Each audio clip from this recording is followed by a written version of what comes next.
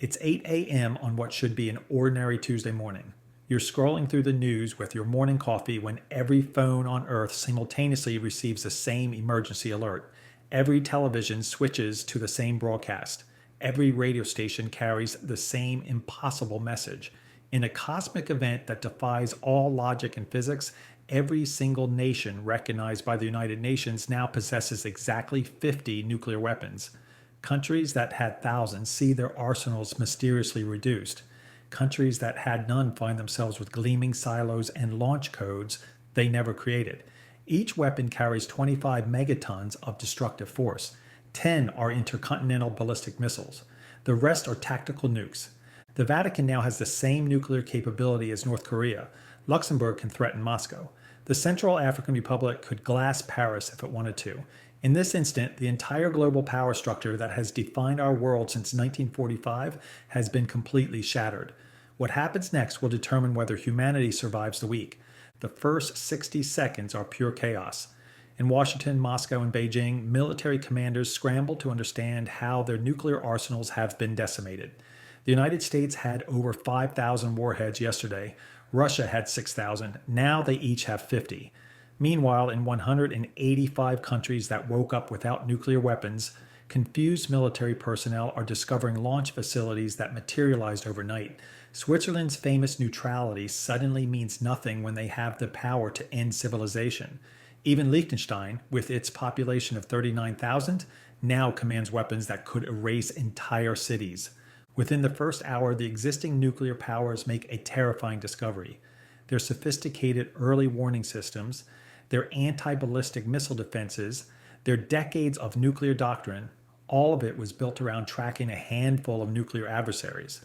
Now there are 193 nuclear powers, and their defense systems can't possibly track threats from every direction. The nuclear umbrella that protected allied nations has collapsed. Every country is now equally dangerous and equally vulnerable.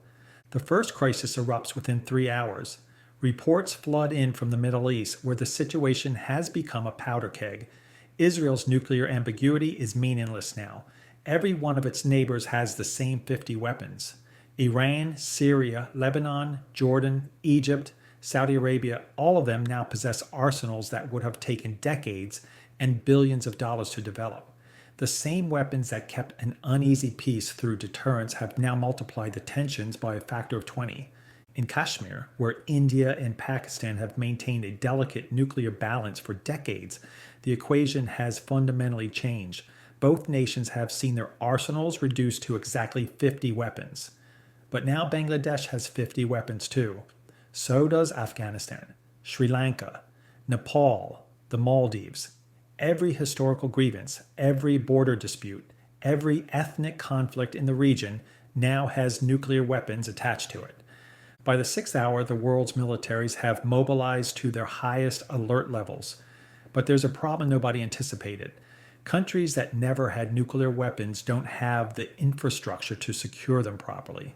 Somalia's 50 warheads are technically under government control, but the government barely controls Mogadishu. In Haiti, where the state has essentially collapsed, nobody's quite sure who actually has the launch codes. The Democratic Republic of Congo is fighting 17 different armed groups within its borders. Any one of them could potentially seize a nuclear weapon. Within 12 hours, the global economy has crashed harder than any point in human history. The stock market doesn't just dip, it flatlines. Currency becomes meaningless when any nation could end civilization before the markets open tomorrow.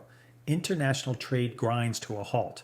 Why would you ship oil to a country that could vaporize your capital if they don't like the price? The first ultimatum comes 18 hours in. A small nation that nobody expected makes a demand that would have been laughable yesterday. They want territorial concessions from their larger neighbor. They want them immediately. And they have 50 nuclear weapons to back up their demand. This scenario plays out simultaneously in dozens of places. Eritrea threatens Ethiopia. Azerbaijan pressures Armenia. Every frozen conflict on Earth suddenly has the potential to go thermonuclear. 24 hours pass and somehow, miraculously, no nuclear weapon has been fired yet. But the world's intelligence agencies are picking up chatter that makes their blood run cold. In at least a dozen nations, military coups are being planned. After all, whoever controls the nuclear weapons controls the country. In nations with weak civilian oversight of the military, generals are realizing they now have ultimate power within their grasp. By day 2, the first nuclear weapon goes missing, then another, then 5 more. Nations that barely had functioning governments yesterday certainly can't secure 50 nuclear weapons today. Criminal organizations that previously trafficked in drugs and weapons now have their eyes on a much bigger prize. Terrorist groups that dreamed of acquiring a single dirty bomb could potentially get their hands on city-killing warheads. On day 3, an unexpected development changes everything. The smaller nations begin forming unprecedented alliances. Microstates that never had significant military power band together. If one is attacked, they all retaliate. Suddenly, attacking San Marino means facing nuclear retaliation from Andorra, Monaco, Liechtenstein, and Vatican City. The Pacific Island nations form their own nuclear alliance. The Caribbean nations do the same. The world map is being redrawn not by conquest but by mutual assured destruction pacts. By the end of the first week, a strange new equilibrium begins to emerge. No nation has used their weapons yet, but the entire structure of international relations has transformed. The United Nations Security Council becomes meaningless when every member nation has equal nuclear capability. NATO can't guarantee protection when Luxembourg has the same nuclear arsenal as the United States. The concept of a superpower ceases to exist. Some nations, particularly those with stable democracies and no immediate threats, begin proposing something unprecedented. New Zealand, famously nuclear-free, offers to decommission all 50 weapons under international supervision if others will do the same. Costa Rica, which hasn't had a military since 1948, suggests turning their nuclear weapons into reactor fuel. A movement begins, slowly at first, of nations choosing to step back from the brink. But for every nation willing to disarm, there's another seeing opportunity.